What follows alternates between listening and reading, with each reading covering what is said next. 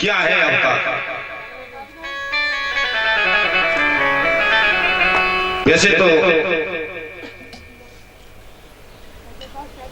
वेद मार्गी लोग कहते हैं कि प्रभु अवतार लेते नहीं है, ईश्वर निराकार है, वो कभी साकार नहीं होता।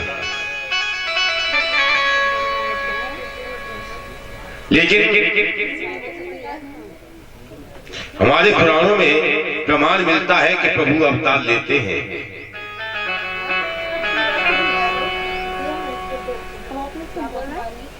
वेद में परमात्मा के 3 रूप बताए,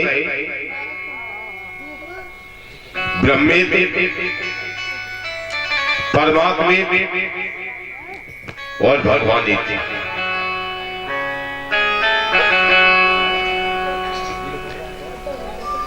वेद कहता है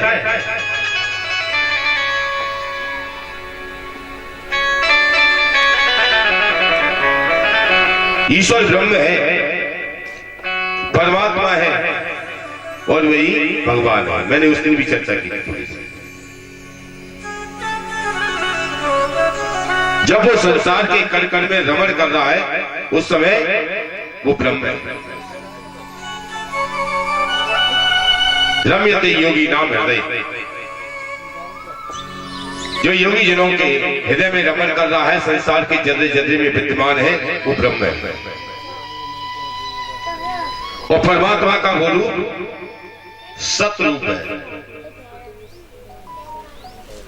क्योंकि सत्य ही संसार के कण कण में विद्यमान है।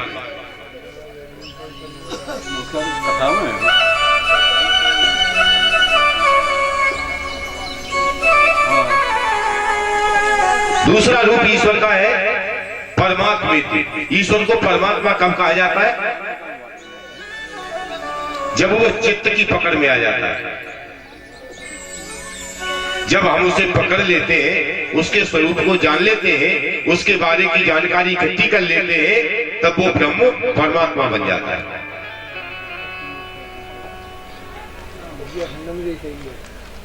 परमात्मा में सत और चित्त, सत चित्त से मिल गया तो ब्रह्म परमात्मा बन गया। और जब वो अपनी लीलाओं से संसार को आनंद देने लगा, सत और चित्त दोनों आनंद से जुड़ गए, तो वही भगवान बन गया। लोग कुछ भी कहे कि भगवान अवतार नहीं लेता, लेकिन हमारी भागवत जी कहती है, हमारे पुराण कहते हैं, हमारे संत कहते हैं कि भगवान अवतार लेते हैं।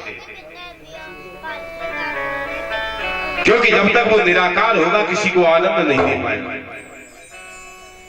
आनंद तो साकार रूप में ही देता है परमात्मा। अंतर कितना है निराकार में और साकार में? जैसे किसी कवि के मन में कोई कविता पैदा हुई, वो उस कविता को बार बार गुनगुना रहा है। आनंद किसे मिल रहा है? जिसके मन में कविता चल रही है उसे। और जब उसने वह कविता लिपिबद्ध की और समाज में 10-20 लोगों के सामने उस कविता को सुनाया, तो जितने लोगों ने सुना उन सबको आनंद मिल गया। निराकार परमात्मा जिसके हृदय में विद्यमान है, निराकार को जिसने हृदय में देख लिया है, उसे केवल एक को आनंद मिलता है। और साकार परमात्मा अपनी लीलाओं से सारे संसार को आनंद देता है। क्यों लेते हैं प्रभु अवतार? गीता जी में अर्जुन के पूछने पर भगवान ने बताया है कि यदा यदा हि धर्मस्य ग्लानिर्भवति भारत, जब जब धर्म की हानि होती है, ग्लानिर्भवति भारत, उस समय अभ्युत्थानम धर्मस्य तदात्मानं सृजाम्यहम्। भगवान कहते हैं उस समय धर्म की उत्थान के लिए मैं अपना सृजन करता हूं, मैं अवतार लेता हूं। लेकिन अवतार लेते कब है? एक शब्द आया है यदा यदा हि धर्मस्य ग्लानि, जब धर्म की ग्लानि होती है तब। महाकवि तुलसीदास जी महाराज लिखते हैं कि जब जब होए धर्म के हानि, जब जब धर्म की हानि होती है उस समय भगवान अवतार लेते हैं। अच्छा, धर्म की हानि होना क्या है? संत कहते हैं, शास्त्र कहता है कि धर्मो रक्षित रक्षता, जो धर्म की रक्षा करता है धर्म उसकी रक्षा करता है। जो संसार का रक्षण करने में सामर्थ्यवान है उसकी हानि कैसे होती है? या गिरानी शब्द का प्रयोग जो भगवान ने किया है वो क्यों? आपने एक चीज देखी है, लोग कहते हैं जब धर्म का नाश होता है तब भगवान आते हैं, लेकिन शास्त्र कहता है धर्म का कभी नाश होता नहीं है।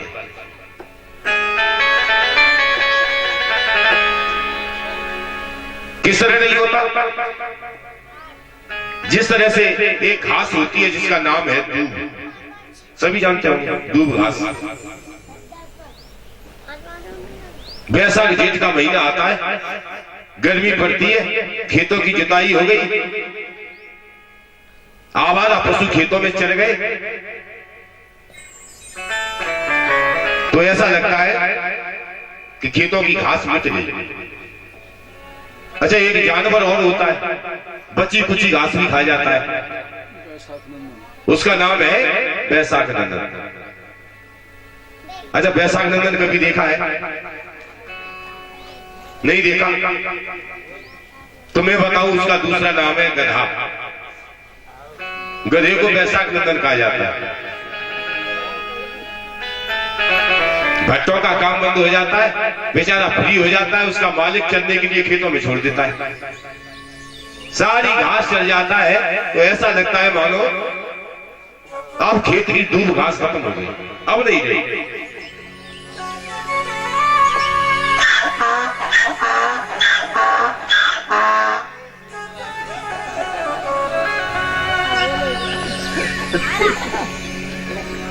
पूरी घास चल गया गधा,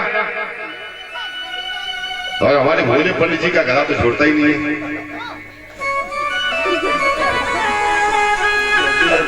कथा के प्रेमी सज्जनों, लेकिन आपने देखा है जो घास अभी दिखाई नहीं दे रही थी, जब वर्षा ऋतु आती है ऐसा लगता था मानो घास मिट चुकी है, लेकिन वर्षा के होते ही वही घास जो दिखाई नहीं दे रही थी पुनः पल्लवित हो जाती है। वैसे ही यह धर्म की हानि का मतलब है कि जब धर्म को मानने वाले लोगों की संख्या कम हो जाती है, अधर्मियों की संख्या बढ़ जाती है, परमात्मा अवतार लेते हैं और जब अपनी कृपा रूपी वर्षा करते हैं तो पुनः यह धर्म पल्लवित हो जाता है। बोलिए गोविंद भगवान। प्रभु ने धर्म के उत्थान के लिए सुखदेव जी महाराज ने सुनाया, भाद्र कृष्ण पक्ष की अष्टमी को आधी रात के समय कंस की जेल में जन्म ले लिया, प्रभु का अवतार हुआ। देव भी वसुदेव के बंधन खुल गए, कल की कथा में मैंने बताया था आपको।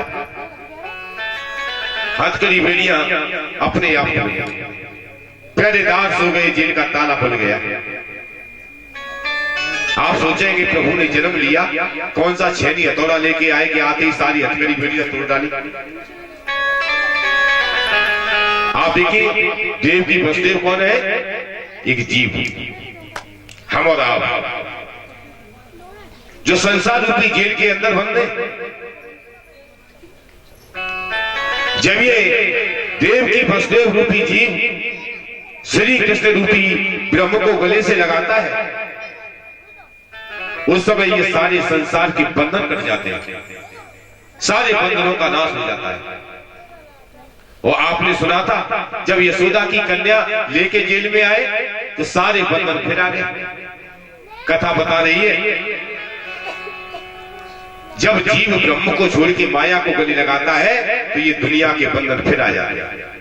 बुरा मत मानना, मैं निंदा किसी की नहीं कर रहा हूं। आप एक उदाहरण देख लीजिए, ईश्वर की कृपा हुई, संत वेश लिया, यहां भी संत भगवान बैठे, क्षमा करें महाराज, मैं निंदा के उद्देश्य से नहीं कह रहा हूं। संत बन गए और संत बन के राजनीति में चले गए, एमएलए बन गए, एमपी बन गए, मिनिस्टर बन गए। ये क्या है? ईश्वर की कृपा थी, तब योग की तरफ गए और योग से लौट के भोग की तरफ आ गए। इसका मतलब है कि आपके संसार में कर्म फल बाकी है, आपको अभी कर्मों का फल भोगना है। जीव तभी ब्रह्म को छोड़ के माया से गले लगता है, संसार के बंधन फिर आ जाते हैं।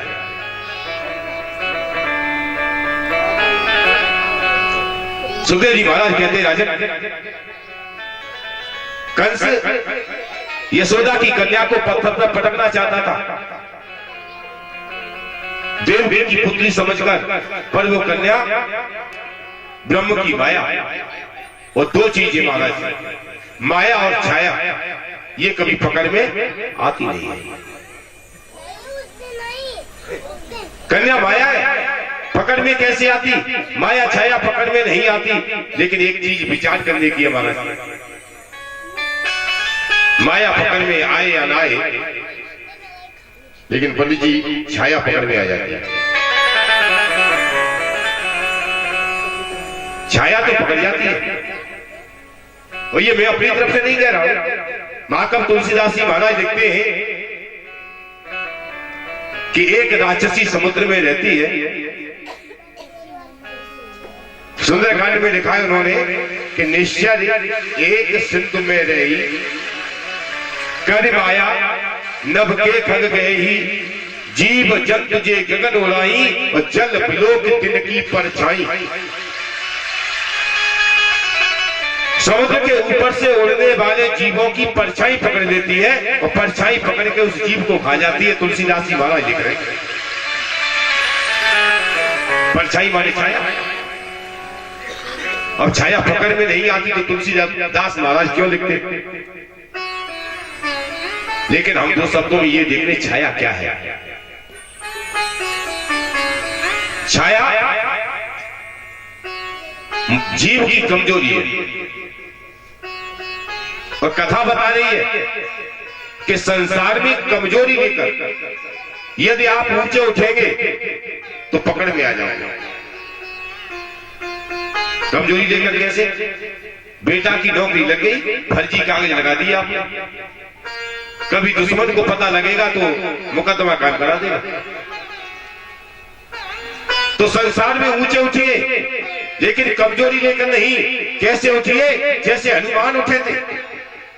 या एक बात और है, एक संकेत और किया है, जीव जंतु जे गगन उड़ाई, केवल आकाश में उड़ने वाले जीवों की छाया पकड़ती है, समुद्र के किनारे घूमने वाले जीवों की नहीं।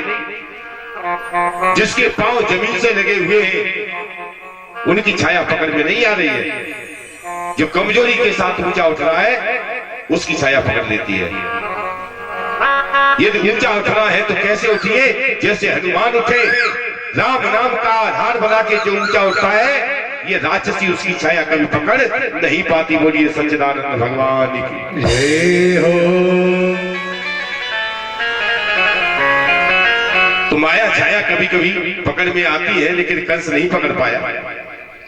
कन्या ने सिर में लात मारी, अष्टभुजी रूप बनाया, बताया रे दुष्ट, तू मुझे मारना चाहता है, लेकिन तेरा मारने वाला ब्रज में पैदा हो गया।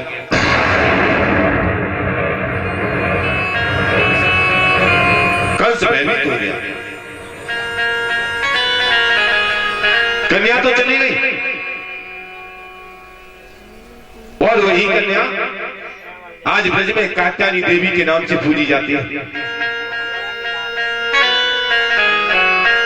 ब्रजवासियों की कुल देवी है।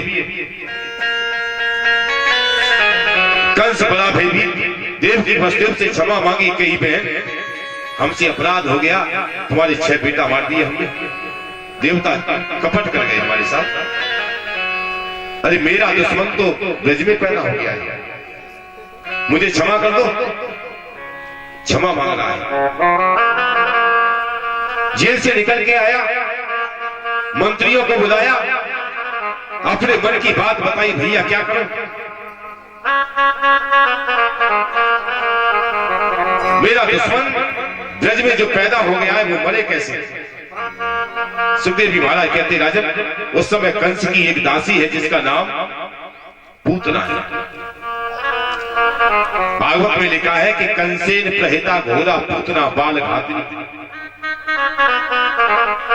शिशु चार निगनंती पुर ग्राम प्रजादसु। पूतना नाम है, काम एक ही है, बाल घातनी शब्द लगाया है, केवल छोटे छोटे बच्चों की हत्या करती है। कंसेन प्रहिता घोरा पूतना बाल घातनी शिशु चार निगनंती पूर्ण ग्राम प्रजादस्यु। कंस की आज्ञा लीजिए। कंस से बोली महाराज घबराइए मत, तुम्हारा दुश्मन अभी बालक है और छोटे बच्चे मारने में मैं बड़ी मायर, आज्ञा दो, मैं जाती हूं और ब्रज में जितने भी नवजात बच्चे होंगे सबको मार डालूंगी। कंस की आज्ञा लेके पूतना ने काम किया, बहुत ही सुंदर रूप बनाया, बहुत सुंदर बनी, अच्छे कपड़े पहने, बढ़िया आभूषण पहने, ढेर सारा मेकअप किया चेहरे पर, अच्छे घर की लगे, पहन ओढ़ के ब्रज की तरफ चली। आज गोकुल की गलियों में घूमने लगी है कथा के प्रेमी सज्जनों। और उस समय मैया यशोदा के घर में बेटा पैदा हुआ है, एक उत्सव मनाया जा रहा है। क्या मनाया जा रहा है मैया के घर में? उत्सव।